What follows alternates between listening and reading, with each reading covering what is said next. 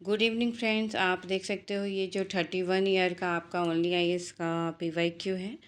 तो इसमें हम लोग एंशियंट हिस्ट्री ख़त्म कर चुके हैं। आधुनिक भारत आज से हम लोग शुरू करते हैं। 26 जनवरी है आज और आप सभी को happy Republic day. 77 Republic day आज हम लोग मना रहे हैं।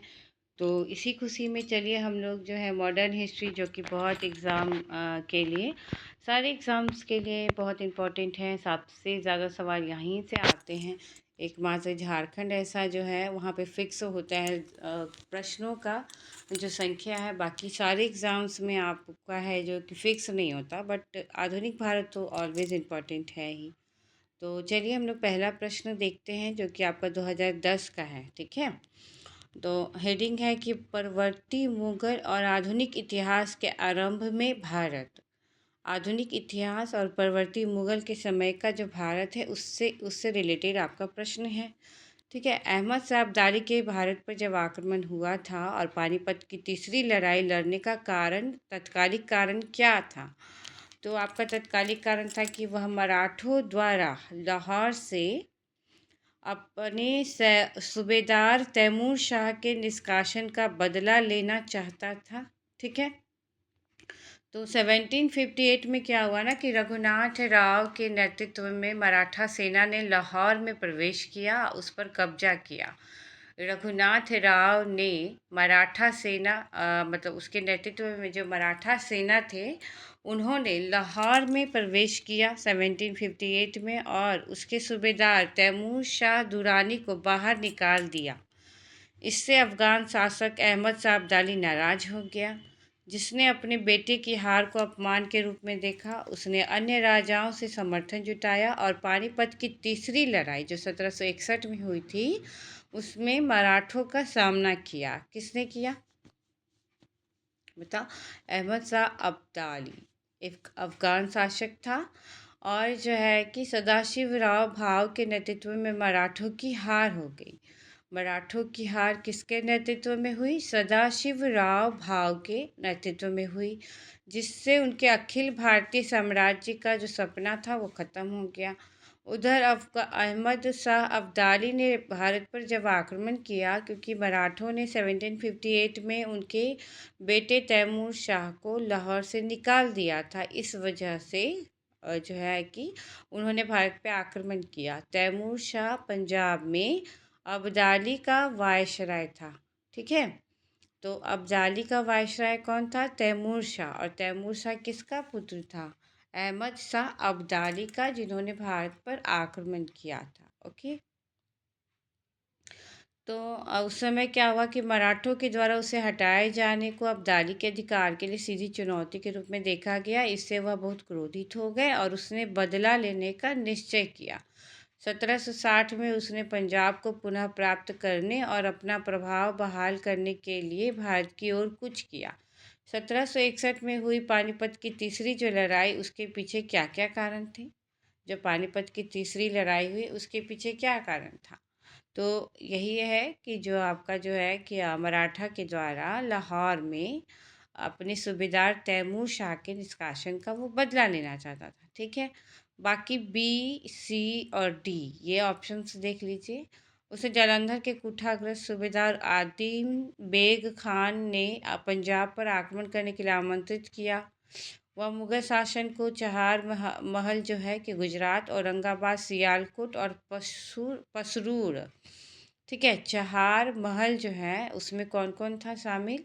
गुजरात, औरंगाबाद, सियालकोट और पसरूर के राजस्व का भुगतान न करने के लिए दंडित करना चाहता था। वह दिल्ली की सीमाओं तक के पंजाब के सभी उपजाऊ मैदानों को हड़प कर अपने राज्य में विलय करना चाहता था। देखिए, सभी गलत है। पहला तो ये है कि अदीना बेग खान एक मुगल अधिकारी थे जिन्होंने पंजाब की राजनीति में महत्वपूर्ण भूमिका निभाई थी। हालांकि उन्होंने अब्दाली को भारत पर आक्रमण करने के लिए आमंत्रित नहीं किया। वास्तव में उन्होंने पहले मराठों को पंजाब में अब्दाली के प्रभाव के खिलाफ लड़ने के लिए आमंत्रित किया था। उन्होंने अब्दाली को नहीं, मराठों को पंजाब में अब्दाली के प्रभाव के खिलाफ, ठीक है, आमंत्रित किया। तो उल्टा तीसरा क्या है कि अब्दाली के भारत में वित्तीय हित थे। अब्दाली जो था भारत का में उसमें वित्तीय हित था और उसने मुगल क्षेत्रों से राजस्व की मांग की थी। हालांकि उसके आक्रमण का मुख्य कारण तो था नहीं। ठीक है, राजस्व की मांग के लिए तो आक्रमण नहीं। 1760 तक मुगल प्रशासन पहले ही कमजोर हो चुका था और उत्तर भारत में वास्तविक शक्ति मराठों और अन्य क्षेत्रीय शक्तियों की ओर स्थानांतरित हो रही थी। इस समय अब्दाली का मुख्य शत्रु मुगल नहीं था बल्कि मराठा थे।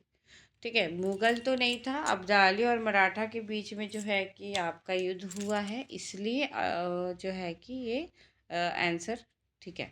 उसका आक्रमण राजस्व एकत्र करने से अधिक खोए हुए क्षेत्र को पुनः प्राप्त करने के बारे में था।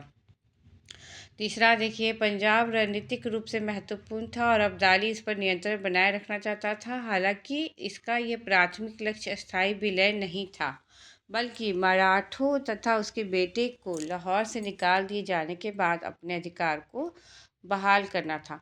तो सिंपल प्रश्न है, 2010 में पूछा गया है, पानीपत की तीसरी लड़ाई के तत्कालिक कारण।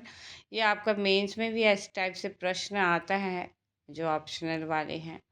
तो पानीपत का तीसरा कारण तो आपको पता होना चाहिए पीटी पॉइंट ऑफ व्यू से। ठीक है, दूसरा हम लोग प्रश्न देखते हैं जो 2007 का है। इसमें टॉपिक वाइज है फ्रेंड्स, तो आप ये मत समझना कि ईयर वाइज दिया हुआ है, नहीं। जो टॉपिक है उससे रिलेटेड आपका बहुत अच्छे से कनेक्ट करके दिया हुआ है। ठीक है, ब्रिटिश द्वारा कुशासन का बहाना लेकर निम्नलिखित प्रांतों में से किस एक राज्य के शासक को हटा दिया गया था। तो हम लोग सभी जानते हैं अवध पे कुशासन का आरोप लगाया गया था डलहौजी के टाइम में। भारत के मानचित्र का निर्माता माना जाता है। वह ब्रिटिश शासन का विस्तार करने के संकल्प के साथ भारत आया था। उसने डॉक्ट्रिन ऑफ लैप्स यानी कि व्यापक सिद्धांत का नीति का पालन किया। अवध को इस नीति में शामिल नहीं कर सका, इसलिए उसने नवाब वाजिद अली शाह पर कुछ सुधारों को लागू करने से इनकार करने के लिए कुशासन का आरोप लगा दिया। जब अवध पे वो मतलब हड़प नीति का नहीं कर सका, तो उसने कुशासन का आरोप लगा दिया था। उस समय नवाब वाजिद अली शाह थे। ठीक है, तो कुशासन का आरोप लगाया। 1856 में इसे अपने कब्जे में ले लिया और अन्य तीन राज्य जो थे, जैसे कि 1848 में सतारा सबसे पहले विलय किया गया, 1853 में झांसी और 1854 में नागपुर को अपने कब्जे में ले लिया गया। ठीक है, लॉर्ड डलहौजी को भारत के मानचित्र का निर्माता माना जाता है। वह ब्रिटिश शासन का विस्तार करने के संकल्प के साथ भारत आया था। उसने एक गहन विलय नीति अपनाई, व्यापक सिद्धांत को अपनाया। इस नीति के तहत तीन राज्यों 1848 में सतारा, झांसी और नागपुर को 54 में ले लिया था। इस नीति में अवध को शामिल नहीं कर सका, तो इसलिए उसने कुशासन का आरोप लगा दिया। तीसरा प्रश्न देखिए, ब्रिटिश शासन के निम्नलिखित रियासतों पर विचार कीजिए। कौन कौन से थे जो सही कालक्रम। ठीक है, तो अभी जो ऊपर आप पढ़े वही है, 3, 2, 1, यानी कि सतारा, सबलपुर, फिर झांसी। ठीक है, सतारा 1848 में, सबलपुर और जैतपुर 1849 में, एक साल बाद फिर 50 में, बघाट के ऊपर उदयपुर जो है 1852 में, 53 में झांसी, 54 में नागपुर, तंजौर और अर्काट का जो है 55 और अवध सबसे लास्ट 1856। ठीक है, तो ये आपका ओके, तो ये आपका ठीक है। ये आप ऐसे करके सीक्वेंस याद रखना। ये आप चाहो तो स्क्रीनशॉट इसका ले सकते हो। सीक्वेंस याद रखोगे तो आपका क्या है ना कि इसी तरीके से आपका कालानुक्रम मिलाने के लिए दे सकता है। ठीक है, सतारा, संबलपुर, बघाट, उदयपुर, झांसी, नागपुर, तंजौर और फिर लास्ट में अवध। ठीक है, अब हम लोग आते हैं 4th नंबर प्रश्न पे। पानीपत के तृतीय युद्ध में अहमद शाह अब्दाली ने इब्राहिम लोदी को पराजित किया। तृतीय आंग्ल मैसूर युद्ध में टीपू सुल्तान की मृत्यु हो गई। पलाशी के युद्ध में नवाब सिराजुद्दौला की पराजय के लिए मीर जाफर ने अंग्रेजों से मिलकर षड्यंत्र रचा। तो जो है कि कौन सा कथन सही है, तो तीसरा। ठीक है, और पानीपत के तृतीय युद्ध में अहमद शाह अब्दाली ने इब्राहिम लोदी को पराजित किया था। क्या सही है? इब्राहिम लोदी ने किसे पराजित किया था और क्या इब्राहिम लोदी था उस समय? पानीपत का तीसरा युद्ध में अफगानिस्तान के शासक अहमद शाह अब्दाली ने सदाशिवराव भाऊ के नेतृत्व वाली मराठा पेशवा की सेना को हराया था। इब्राहिम लोदी को तो 1526 में पानीपत के प्रथम युद्ध में तुर्क मंगोल बाबर ने हराया था। ठीक है, तो पानीपत का प्रथम युद्ध में इब्राहिम लोदी को हराया गया था, ना कि जो है कि तीसरा युद्ध में तो आपका अहमद शाह अब्दाली और सदाशिवराव भाऊ के बीच में 1761 में हुआ था। ठीक है, अहमद शाह अब्दाली को दुर्रानी भी कहा जाता है और उनके नेतृत्व में मराठा पेशवा की सेना को हराया गया था, ना कि लोदी वंश के इब्राहिम लोदी को। उनको तो बाबर ने हराया था प्रथम युद्ध में तुर्क मंगोल जो है कि बाबर ने, जिससे दिल्ली सल्तनत समाप्त हो गई थी और भारत में फिर मुगल स्थापित हो गए थे। दूसरा कथन देखिए सही है। तृतीय आंग्ल मैसूर युद्ध में टीपू सुल्तान की मृत्यु हुई। ना ना ना ना, ये तो चतुर्थ आंग्ल मैसूर युद्ध में हुआ था ना, 1799 में श्रीरंगपट्टनम की रक्षा करते हुए। और अंग्रेजों ने सहायक संधि के तहत वोडेयार उत्तराधिकारी को मैसूर में स्थापित किया था। ठीक है, तीसरा देखिए, पलाशी के युद्ध में नवाब सिराजुद्दौला के पराजय के लिए मीर जाफ़र ने अंग्रेज़ों के साथ, सही है, मीर जाफ़र ने जो है कि सिराजुद्दौला की सेना को सेनापति था और उसने रॉबर्ट क्लाइव के नेतृत्व वाली ब्रिटिश ईस्ट इंडिया कंपनी के साथ मिलकर सिराजुद्दौला को उखाड़ फेंकने की साजिश रची थी। कौन? उसका सेनापति रॉबर्ट क्लाइव के साथ मिलके। ठीक है, बंगाल में कई प्रभावशाली हस्तियां जिनमें मीर जाफ़र राय, दुर्लभ, जगत सेठ, ओमी चंद शामिल थे। सिराज के अनियमित नेतृत्व और अंग्रेजों के प्रति शत्रुता के कारण उसके शासन से ये लोग असंतुष्ट थे। ठीक है, चलिए ये आपका 5 नंबर प्रश्न जो है, आप 5 नंबर देखो।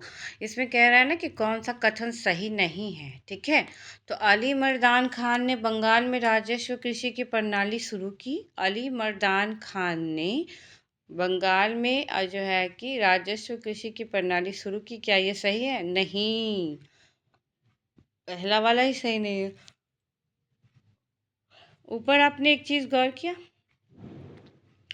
देखो पानीपत का तृतीय युद्ध का बाद 2004 में आया था और हम लोग सबसे पहला प्रश्न पढ़े थे पानीपत का तीसरा युद्ध ही, जो 2010 में।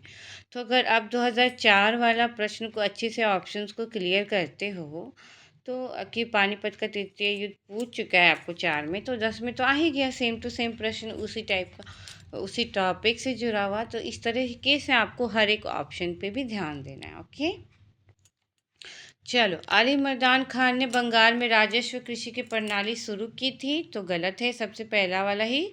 मुर्शिद कुली खान ने वित्तीय स्थिति सुधारने के लिए अंग्रेज ईस्ट इंडिया कंपनी को कर से वसूलने के लिए राजस्व खेती की शुरुआत की थी। तो अली मर्दान खान ने नहीं, मुर्शिद कुली खान ने शुरू की थी। ठीक है, अली मर्दान खान ने इसे शुरू करने का पहले व्यक्ति नहीं थे, वो मुर्शिद कुली खान थे। दूसरा आपका ऑप्शंस क्या है? महाराजा रणजीत सिंह ने लाहौर में तोप बनाने के लिए आधुनिक ढलाई घर स्थापित की थी। सही है। आमेर के सवाई जयसिंह ने यूक्लिड की पुस्तक एलिमेंट्स ऑफ ज्योमेट्री का संस्कृत में अनुवाद करवाया। आमेर के जो सवाई जयसिंह हैं उन्होंने यूक्लिड की पुस्तक एलिमेंट्स ऑफ ज्योमेट्री का संस्कृत में अनुवाद कराया, तो सही है। मैसूर के सुल्तान टीपू ने श्रृंगेरी मंदिर में देवी शारदा की मूर्ति के निर्माण के लिए धन दिया था, ये भी सही है। ठीक है, तो इसका देख लीजिए आप, जो बी नंबर है उसमें देखिए, क्लाउड आर्गस्ट कोट की मदद से तोपों के निर्माण के लिए लाहौर में आधुनिक ढलाई घर स्थापित किए थे। जो रणजीत सिंह जी हैं उन्होंने फ्रांसीसी जनरल क्लाउड आर्गस्ट जो है फ्रांसीसी जनरल था, उनकी जो है कि कोर्ट की मदद से तोप के निर्माण के लिए लाहौर से आधुनिक ढलाई घर स्थापित किया था। लाहौर में तोपों के निर्माण के लिए आधुनिक ढलाई घर स्थापित किया था। किसने? रणजीत सिंह ने। किसकी मदद से? तो फ्रांसीसी जनरल क्लाउड ऑगस्ट कोट। ठीक है। सवाई जयसिंह आमेर के राजा गणित और खगोल विज्ञान के विद्वान थे। आमेर के राजा थे, गणित और खगोल विज्ञान के विद्वान थे। यूक्लिड के एलिमेंट्स ऑफ ज्योमेट्री का संस्कृत में अनुवाद भी किए हैं सवाई जयसिंह। और दिल्ली, जयपुर, उज्जैन, मथुरा, वाराणसी, ये सभी जगह इन्होंने वेधशाला की स्थापना की है। दिल्ली, जयपुर, उज्जैन, मथुरा, वाराणसी। ठीक है। तीसरा देखिए, मराठों ने श्रृंगेरी मंदिर में तोड़फोड़ की और लूटपाट की, और जिसके बाद टीपू ने शारदा की मूर्ति के निर्माण के लिए मंदिर को मौद्रिक सहायता दी। ठीक है। 6 नंबर प्रश्न देखिए, PDF से पढ़ने में थोड़ा समय तो लगता है, बट कोई नहीं, चलेगा। निम्नलिखित भारतीय शासकों में कौन था जिसने विदेशों में आधुनिक पद्धति से दूतावास स्थापित किए थे? ये तो आप लोग को पता ही होगा। विदेशों में दूतावास खोलने वाला कौन था? एक ही तो था, भूल गए, टीपू सुल्तान, जिन्होंने मैसूर के बाग के नाम से इनको जाना जाता है। 1782 से 1799 ईस्वी तक शासन किए हैं। आंग्ल मैसूर युद्धों के दौरान ब्रिटिश विस्तार के खिलाफ अपने प्रतिरोध के लिए प्रसिद्ध हैं। मैसूर के शासक टीपू सुल्तान ने अंग्रेजों के खिलाफ गठबंधन को सुरक्षित करने के लिए जो है कि उन अंग्रेजों के खिलाफ बनाने के लिए फ्रांस, तुर्की और फारस जैसे देशों में दूतावास स्थापित किए। टीपू सुल्तान ने कहाँ पर? फ्रांस में, तुर्की में और फारस में। ठीक है, अपने दूतावास बनाए। उन्होंने इन कूटनीतिक प्रयासों के माध्यम से सैन्य और तकनीकी सहायता मांगी, जिससे विदेशी संबंधों के प्रति उनका आधुनिक दृष्टिकोण प्रदर्शित हुआ। सैन्य नवाचारों के अग्रणी टीपू सुल्तान ने रॉकेट तोपखाने का प्रभावी ढंग से उपयोग किया। टीपू सुल्तान ने किया और एक नया कैलेंडर, सिक्का और राजस्व प्रणाली जैसे प्रशासनिक सुधार पेश किए। एक नया कैलेंडर, सिक्का और राजस्व प्रणाली जैसे प्रशासनिक सुधार पेश किए। ठीक है। चलो, तो आप देखो कि हैदर अली के बारे में दिया है कि 1761 से 1782 तक मैसूर के ये शासक रहे हैं, और इन्हें अपने राज्य का विस्तार करने और अपनी सेना को आधुनिक बनाने के लिए जाना जाता है। उन्होंने प्रथम और द्वितीय एंग्लो मैसूर युद्धों में अंग्रेजों के खिलाफ लड़ाई भी लड़ी। हैदर अली ने फ्रांसीसी सैन्य सहायता मांगी। 1782 में द्वितीय एंग्लो मैसूर युद्ध के दौरान उनकी मृत्यु हो गई। 1760 से 1763 तक बंगाल के नवाब रहे मीर कासिम। उन्होंने प्रशासन और सैन्य सुधार करके ब्रिटिश प्रभाव को कम करने का प्रयास किया। ईस्ट इंडिया कंपनी के साथ उनके संघर्ष के कारण बक्सर की लड़ाई में 1764 में हार का सामना भी करना पड़ा था, जिसके बाद गुमनाम रूप से उनकी मृत्यु हो गई मीर कासिम की। ठीक है। मीर कासिम के साथ ही हुआ था ना बक्सर की लड़ाई, ईस्ट इंडिया कंपनी के साथ उनके संघर्ष के कारण। ठीक है। 1759 से 1806 तक मुगल बादशाह रहे शाह आलम द्वितीय को बक्सर की लड़ाई हारने के बाद बहुत झटका लगा। कब से कब तक रहे? 1759 से 1806 तक मुगल बादशाह रहे शाह आलम द्वितीय, जिसके कारण वे अंग्रेजों पर निर्भर हो गए। उनके शासनकाल में आंतरिक संघर्ष हुआ, मराठा प्रभाव, और 1788 में गुलाम कादिर रोहिल्ला द्वारा उन्हें अस्थायी रूप से अंधा कर दिया जाना शामिल था। ये इतना संघर्ष किए। शाह आलम द्वितीय बक्सर की लड़ाई में हार गए, अंग्रेजों पर निर्भर हो गए बेचारे। आंतरिक संघर्ष उनका चला, मराठा प्रभाव के कारण गुलाम कादिर रोहिल्ला उन्हें अस्थायी रूप से अंधा भी कर दिया, जिसके बाद उन्हें ब्रिटिश संरक्षण बहाल कर दिया गया था। ठीक है। तो ये आपका एक टॉपिक खत्म हुआ। दूसरा है आपका भारतीय इतिहास के संदर्भ में निम्नलिखित कथनों पर विचार कीजिए। तो आपका कौन सा सही है? ठीक है, तो 2 और 3 सही है। अल्फांसो द अल्बुकर्क ने बीजापुर सल्तनत से गोवा को छीन लिया। अल्फांसो द अल्बुकर्क ने बीजापुर सल्तनत से गोवा को छीन लिया। अंग्रेजी ईस्ट इंडिया कंपनी ने मद्रास में विजयनगर साम्राज्य के एक प्रतिनिधि से पट्टे पर ली गई जमीन के एक प्लॉट पर फैक्ट्री स्थापित की। दोनों सही है। ठीक है। तो अल्फांसो द अल्बुकर्क ने बीजापुर सल्तनत से गोवा को छीन लिया था। बीजापुर सल्तनत से गोवा को छीना किसने? अल्बुकर्क ने। अंग्रेजी ईस्ट इंडिया कंपनी ने मद्रास में विजयनगर साम्राज्य के एक प्रतिनिधि से पट्टे पर ली गई जमीन के एक प्लॉट पर फैक्ट्री भी स्थापित की थी। तो विजयनगर साम्राज्य से कंपनी ने ली थी। ठीक है। तीसरा, पहला सही नहीं है कि डच लोगों ने पूर्वी तटीय क्षेत्रों में गजपति शासकों द्वारा प्रदान की गई जमीनों पर अपनी फैक्ट्रियाँ या जो है कि गोदाम स्थापित किए। नहीं, गजपति राजवंश तो 1540 के दशक में ही समाप्त हो गए, तो कहाँ से डच के टाइम में रहेंगे। और नीदरलैंड की यूनाइटेड ईस्ट इंडिया कंपनी की स्थापना तो 1602 में हुई थी ना, हम लोग पढ़ते हो ना डचों की स्थापना। तो गजपति शासक कहाँ 1540 में ख़त्म हो गया और डच लोग तो आए 1602 के करीब। डचों ने तो अपना पहला कारखाना 1605 में आंध्र प्रदेश के मसूलीपट्टनम में स्थापित की थी। तो इसके साथ ही आप बता दो कि फ्रांस ने कहाँ किया, अंग्रेजों ने कहाँ किया। ठीक है, डचों ने कहाँ किया था अपना पहला फैक्ट्री की स्थापना, ये पूछता है आपसे प्रश्न। ओके।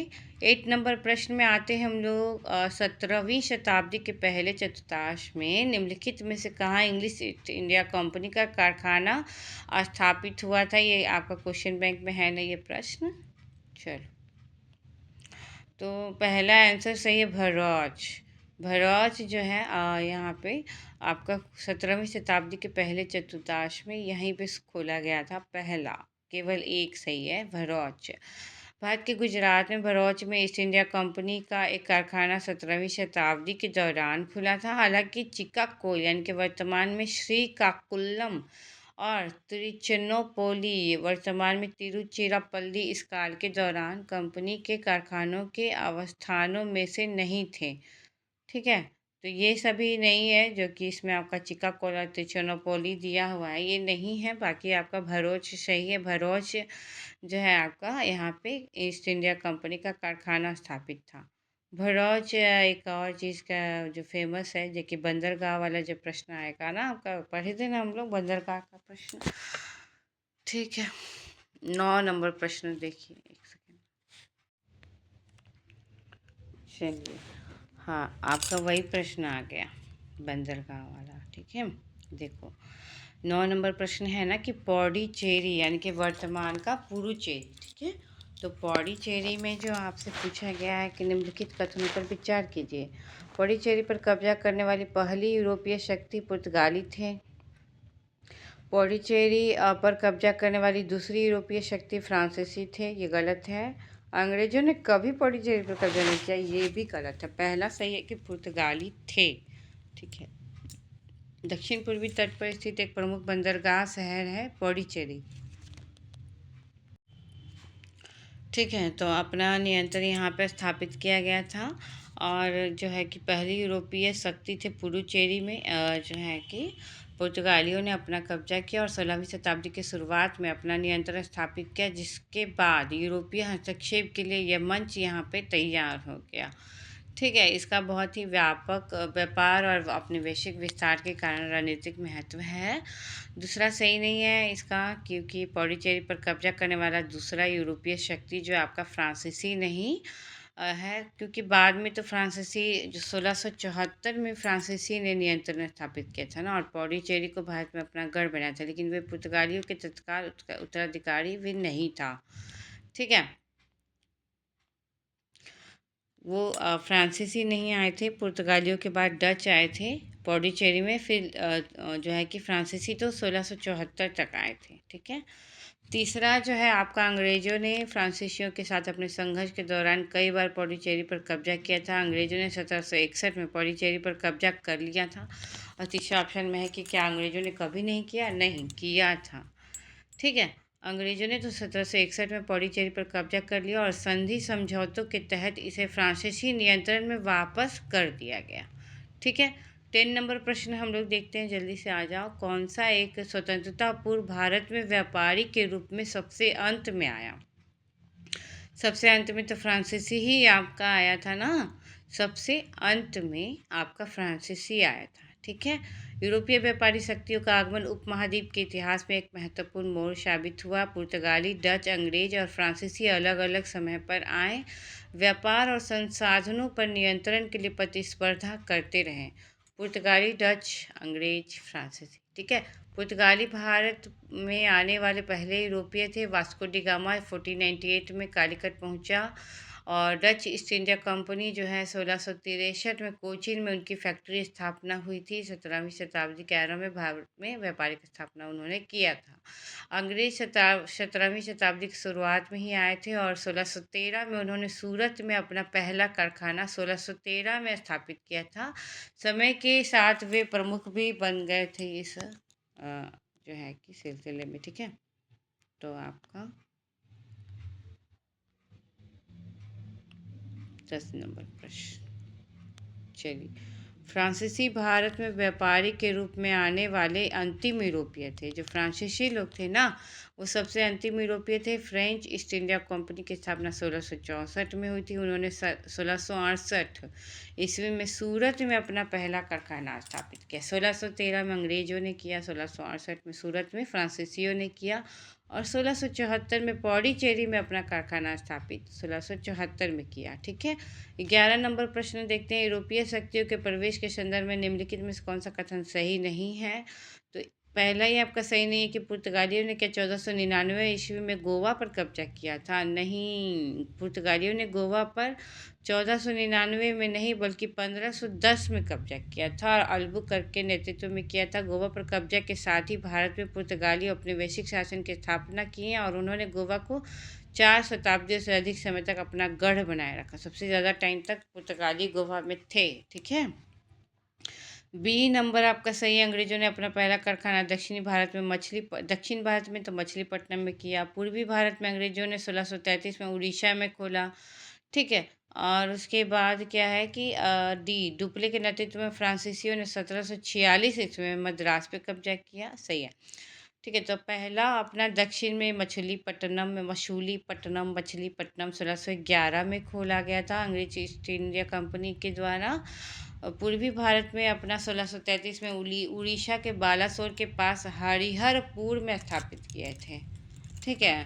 तो हरिहरपुर में स्थापित किया था, उड़ीसा के बालासोर के पास हरिहरपुर में स्थापित किया। यह पूर्वी भारत में अपने व्यापारिक कार्यों का विस्तार करने के लिए एक रणनीतिक कदम था।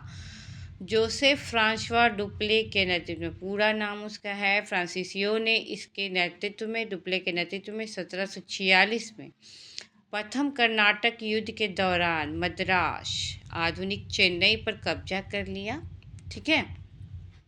तो डुप्ले के नेतृत्व में फ्रांसीसियों ने 1746 में प्रथम कर्नाटक युद्ध जो हुआ था 1746 में आपका, तो यहाँ पे उन्होंने चेन्नई में कब्जा कर लिया डुप्ले। और हालांकि बाद में 1748 में फिर जो है एक्स-ला-सापेल की जब संधि हुई तो मद्रास को अंग्रेजों को वापस कर दिया गया।